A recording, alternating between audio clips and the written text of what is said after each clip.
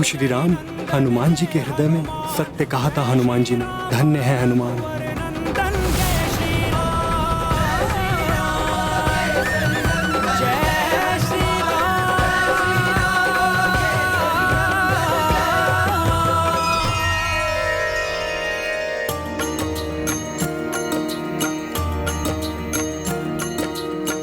जिस विध दिन कर्मः प्रकाशा,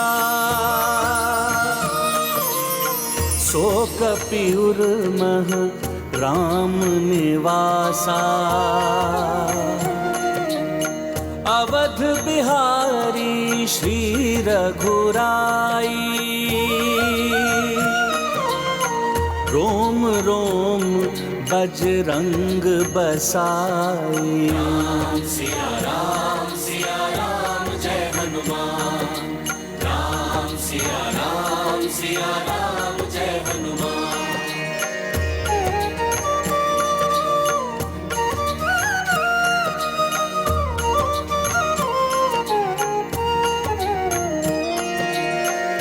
पक्ष चीर के छबदर साई, रामचंद्र अरु सीता माई। अचरज मह पड़े सब नर नारी, राम भक्त हनुमत जय तुम्हारी। सिया राम जय हनुमान। राम सिया राम जय हनुमान। ये गाथा महाबली हनुमत की, रुचि कर लीला राम भगत की। जय जय जय रघुनंदन राम, जय जय जय महाबली हनुमान। जय जय जय रघुनंदन राम, जय जय जय महाबली हनुमान। प्रभु राम भक्त हनुमान की, परम भक्त शिरोमणि हनुमान की। इस सृष्टि के समस्त इतिहास में भूत, वर्तमान और भविष्य में हनुमान जैसा राम भक्त ना ही हुआ है और ना होगा। प्रभु भक्ति और श्रद्धा के सर्वोच्च प्रतीक हैं हनुमान।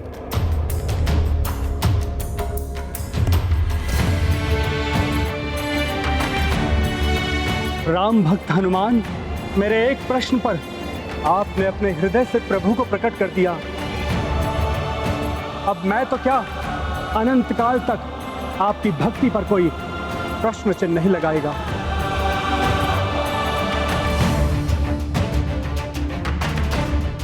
आपके हृदय में राम, आपकी आत्मा में राम, आपके रोम रोम में राम है। पूर्ण रूप से श्री राम में हैं आप। ये आज मेरे ही नहीं, इस संपूर्ण संसार के समक्ष प्रमाणित कर दिया आपने। आप धन्य हैं हनुमान।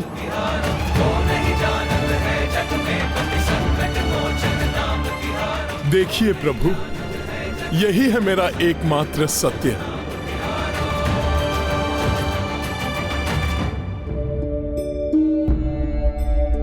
स्वामी,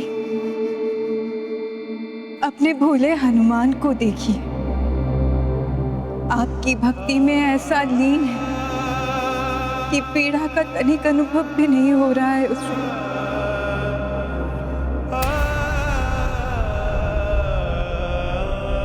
हे त्रिदेव,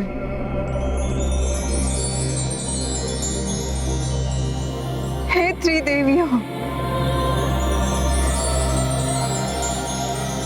आप सभी से मेरी विनती है कि इस मुस्कुराते प्रभु भक्त की समस्त पीड़ाओं को हर लीजिए।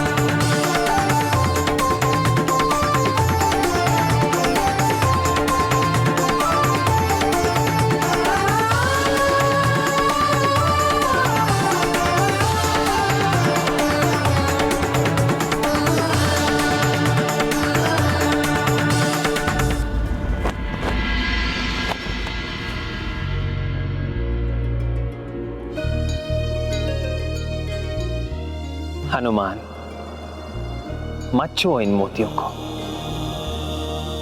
छोड़ दो इन्हें। तुमने सत्य कहा था, ये मोती कितने ही अनमोल क्यों ना हो, परंतु आज राजसभा में तुमने अपनी भक्ति, अपनी श्रद्धा के जो मोती बिखेरे हैं, उसके सामने इन अनमोल मोतियों का भी कोई मोल नहीं हनुमान।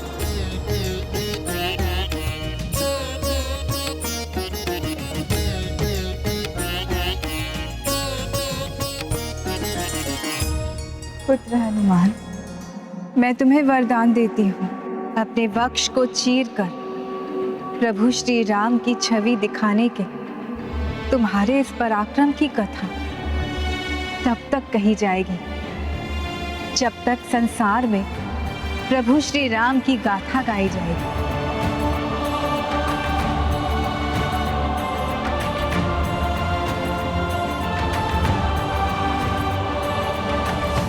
अर्थात प्रलय काल तक इस घटना का उल्लेख अनेकों प्रकार से होता रहेगा।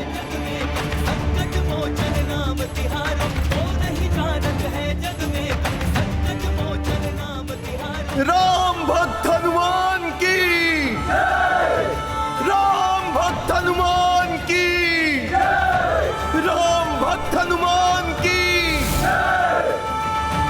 हनुमान ने एक छोटे से प्रश्न से प्रेरित होकर अपने उर में बसी भक्ति को अपना वक्ष चीरकर दिखा दिया।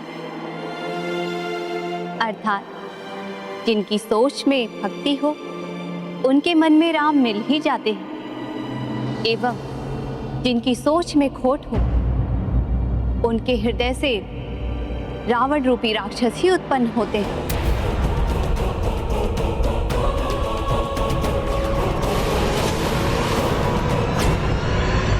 सोच बदलेगी, शत्रु मिटेगा।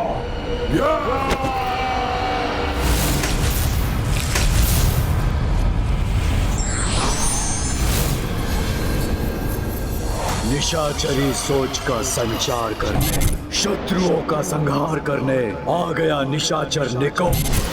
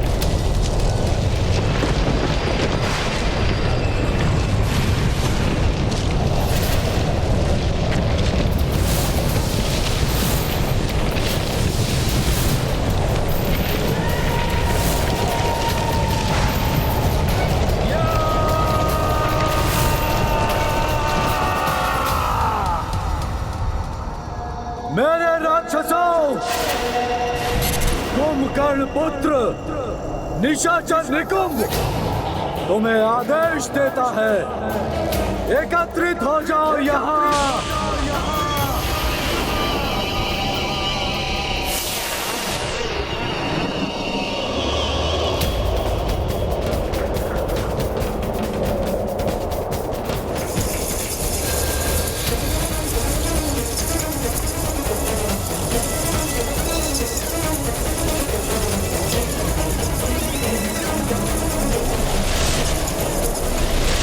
एकत्रित हो जाओ यहाँ।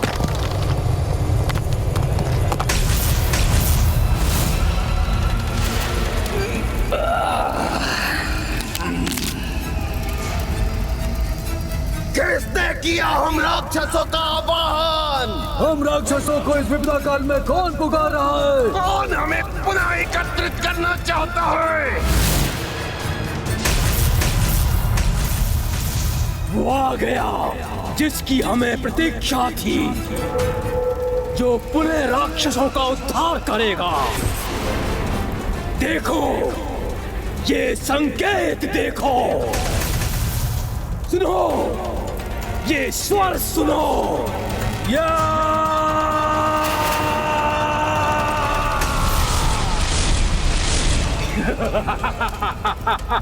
वही रक्षा करेगा हमारी। शीघ्र चलो उसके पास।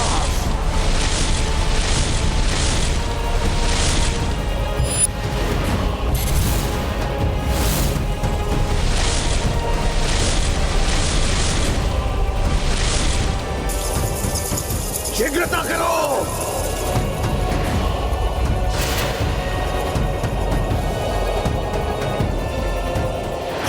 प्रभु, आज आपने राज्यभार संभाला है। इससे बड़ा उपहार भला कहां मिल सकता था मुझे।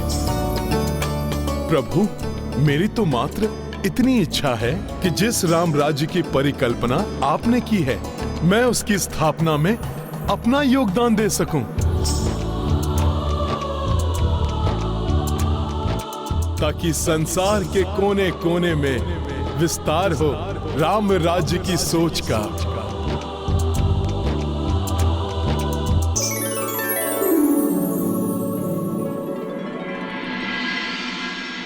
निशाचरी राक्षसी सोच का विस्तार होगा सृष्टि के कोने कोने में, जिसके लिए मैंने विश्व के कोने कोने से तुम्हें बुलाया है। क्योंकि जब बदलेगी सोच तो मिट जाएगा शत्रु।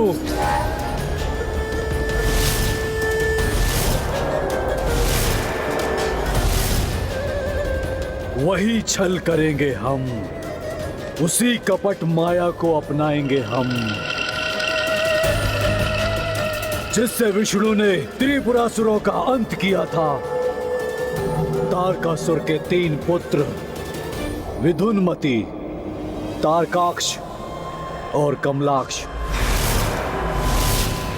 त्रिपुरासुर राक्षसों के 3 महानायक थे, जिन्होंने अपने पिता की मृत्यु का प्रतिशोध लेने और त्रिलोक पर अपना प्रभुत्व स्थापित करने के लिए गुरु शुक्राचार्य के सुझाव पर कठोर तप कर प्रभु ब्रह्मदेव जी को प्रसन्न कर उनसे वरदान प्राप्त किया। फिर आकाश में स्वर्ण दुर्ग से तारकाक्ष स्वर्ग पर, पृथ्वी और आकाश के मध्य रजत दुर्ग से कमलाक्ष धरती पर, और धरती के नीचे लोह दुर्ग से विंध्यामती पाताल पर राज करने लगे। और इनके राजकाज में हम राक्षसों की समृद्धि दिन दूनी रात चौगुनी बढ़ने लगी। परंतु दुष्ट देवताओं से ये ना सहा गया और वो दौड़े दौड़े शिव के पास गए। परंतु शास्त्र विधि से शिव भक्ति करने वाले राक्षस कुछ भी अनुचित नहीं कर रहे थे, इसलिए देवताओं को महादेव के पास से रिक्त हाथों वापस लौटना पड़ा। फिर निराश हताश देवता मायावी विष्णु के पास गए। उन्हें ज्ञात था कि जब तक त्रिपुरासुर धर्म और सदाचार के पथ पर अग्रसर रहेंगे, उनका विनाश नहीं हो सकता। इसलिए उन्हें नष्ट करने के लिए उनकी सोच बदलनी होगी, जिसके लिए अपने महल से विष्णु ने एक मायावी अस्तित्व को रचा।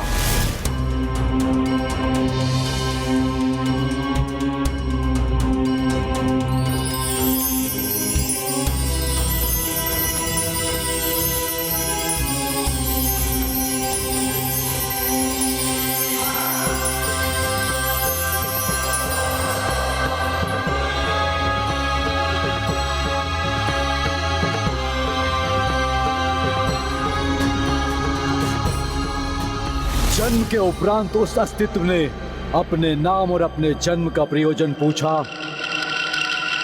तो फिर विष्णु ने कहा, तुम्हारा नाम अरिहन है। मैं तुम्हें सरल भाषा में धर्म विरोधी शास्त्र की रचना करने का आदेश देता। ऐसा शास्त्र जो धरती से पृथक स्वर्ग और नर्क के अस्तित्व को नकार दे। इस शास्त्र का उपदेश त्रिपुरासुरों को दो। यदि उनकी सोच अटल है और महादेव के प्रति उनकी भक्ति अक्षुण्ण है तो कुछ नहीं होगा, अन्यथा उनका विश्वास भटक जाएगा और उनका सत्य उजागर हो जाएगा। तो सर्वप्रथम यह वंचक धर्मोपदेशक अरिहन दार्शनिक का रूप धरकर विंध्यामती के राजदुर्ग में पहुंचा। ओम नमः शिवाय, ओम नमः शिवाय, ओम नमः शिवाय, ओम नमः शिवाय, ओम नमः शिवाय, ओम नमः शिवाय। इस जड़ पत्थर को आप दुग्ध से नहलाकर दुग्ध क्यों व्यर्थ कर रहे हैं राजन?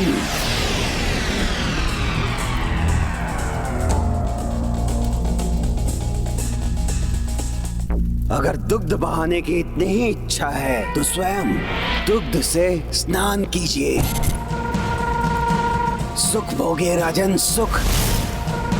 नहीं तो दुग्ध का मिष्ठान बनवाकर उसका आनंद उठाइए। कौन हो तुम और मेरी पूजा में व्यवधान डालने का दुस्साहस कैसे किया तुमने? अरिहन हूं मैं, परम आनंद प्राप्ति का मार्ग बताने वाला, नवीन धर्म का रचयिता। हम तो स्वयं ही शिव जी के भक्त हैं जो सदैव आनंदमयी रहते हैं। अवश्य, परंतु उस आनंद को प्राप्त करने के लिए आपको कितना श्रम करना पड़ता है और ये छिपा नहीं है मुझसे। परंतु मेरे पास सुख भोगने की ऐसी कुंजी है जो मनुष्य को बिना श्रम के ही सुख सागर में डुबोकर तृप्त कर देती है।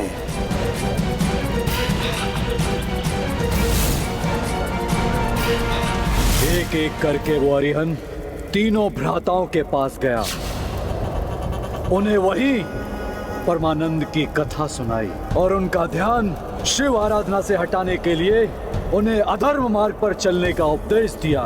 ओम नमः शिवाय, ओम नमः शिवाय, ओम नमः शिवाय। पुष्प चढ़ाकर पत्थर की पूजा करने से सुख प्राप्त नहीं होता राजन। अकारण परिश्रम है ये, व्यर्थ में समय गंवाना है राजन। जो समय आप पूजा पाठ में नष्ट कर रहे हैं उसे सुख भोगने में लगाइए राजन। सुख भोगने में, शक्ति का विस्तार करने में लगाइए, तभी तो सदैव सुरक्षित रहेंगे आप। मेरे बताए हुए मार्ग पर आप चलेंगे तो आपके समस्त सुख द्विगुणित हो जाएंगे राजन। आप अपना समय और अपनी ऊर्जा व्यर्थ मत कीजिए। डूब जाइए भोग विलास में। ये लघु जीवन होता ही है सुख भोगने के लिए राजन। इसे व्यर्थ में नष्ट मत कीजिए। आपके दोनों भ्राता भी अपना मत परिवर्तित कर चुके हैं। मेरे इस नवीन धर्म को अपनाकर, स्वीकार कर, वो परम सुख, समृद्धि और विलासिता की चरम सीमा को भोग रहे हैं राजन। मेरे इस नवीन धर्म को अपनाकर, स्वीकार कर, वो परम सुख, समृद्धि और विलासिता की चरम सीमा को भोग रहे हैं राजन। तब हम भी आपके नवीन धर्म को स्वीकार करते हैं। तब तो हम भी आपके नवीन धर्म को स्वीकार करते हैं। तब तो हम भी आपके नवीन धर्म को स्वीकार करते हैं। विष्णु की सिखाई अरिहन की ये छलयुक्त सीख त्रिपुरासुरों को तर्क संगत लगी। उसके लुभावने विचार सभी ने अपना लिए और त्रिपुर की सोच बदलते ही राजा और प्रजा दोनों पूजा पाठ छोड़कर भोग विलास में डूब गए, जिसके कारण त्रिपुर से भगवान शिव का संरक्षण हट गया। देवताओं की याचना पर महादेव ने त्रिपुरासुरों का वध करना स्वीकार कर लिया। यही समय था जब उन तीनों के महान भव्य दुर्ग वाले नगर एक पंक्ति में भी आने वाले थे। ऐसे में महादेव का रथ बनी पृथ्वी देवी। स्वयं ब्रह्मदेव ब्रह्मलोक से उतरकर महादेव के रथ पृथ्वी के सारथी बने और विष्णु बने उनका धनुष।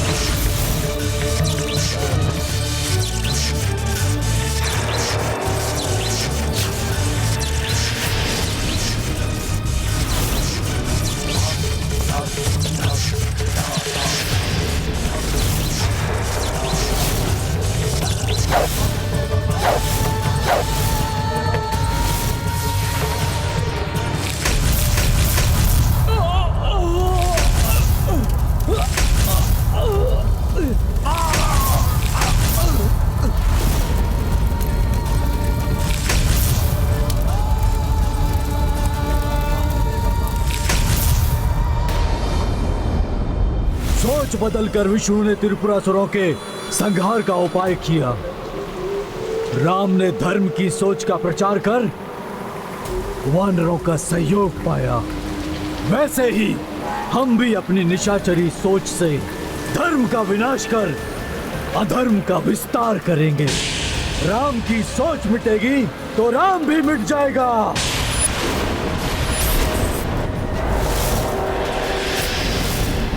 इस राम का अस्तित्व तो तभी तक है जब तक मैं हनुमान के समान सबके हृदय में अपना स्थान बनाकर उनकी सोच का हिस्सा बना रहा हूं।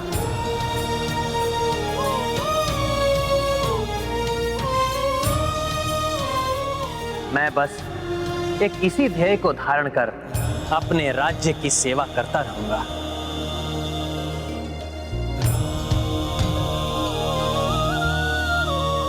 सियावर रामचंद्र की, सियावर रामचंद्र की, सियावर रामचंद्र की।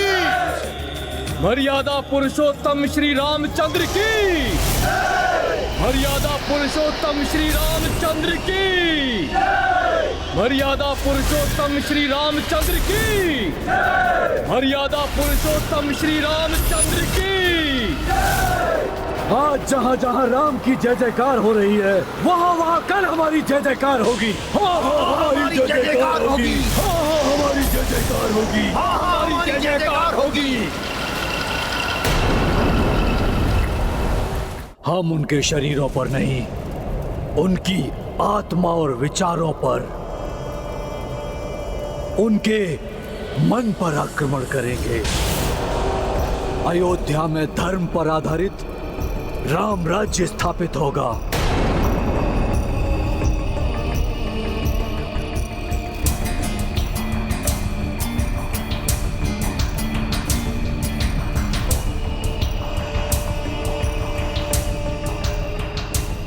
धर्म से भटकाकर राक्षस राज स्थापित करेंगे। जय हो निशाचरी सोच की, जय हो, जय हो। प्रभु अब हमें आज्ञा दे। अब समय आ गया है कि हम भी यहां से प्रस्थान करें, अपने राज्य जाएं और आपकी सोच का विस्तार करें।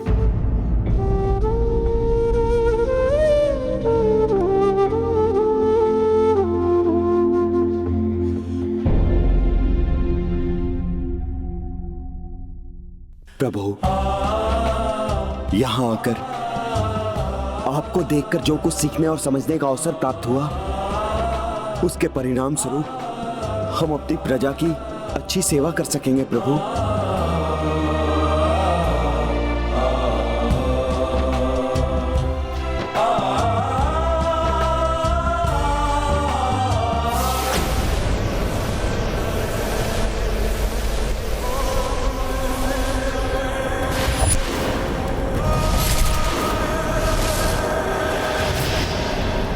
मेरी शक्ति तुम्हारे पास भी है।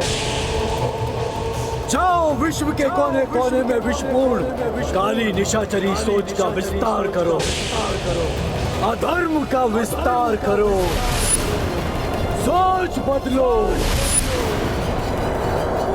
शत्रु मिटाओ।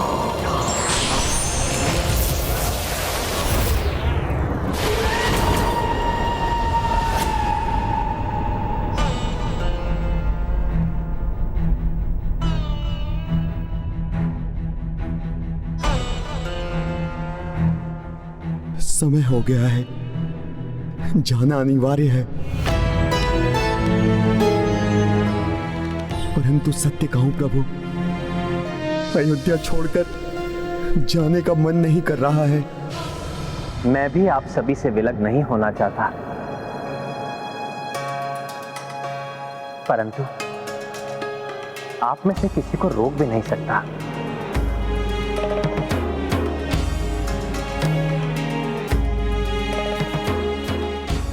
क्योंकि हम सभी का अपने अपने प्रजाओं के प्रति एक दायित्व है,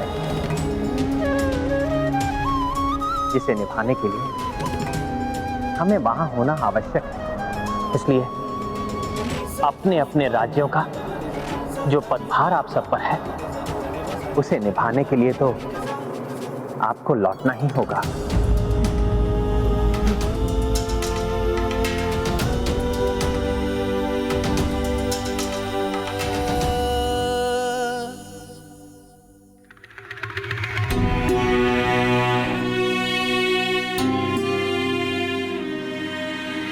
फिर तो मर्यादा से बंधे प्रभु मुझे भी नहीं रोक सकते। हनुमान, तुम महाराज सुग्रीव के मंत्रिमंडल के सदस्य हो, इसलिए तुम भी अपने दायित्व से बंधे हो, इसलिए चाहकर भी मैं तुम्हें नहीं रोक सकता।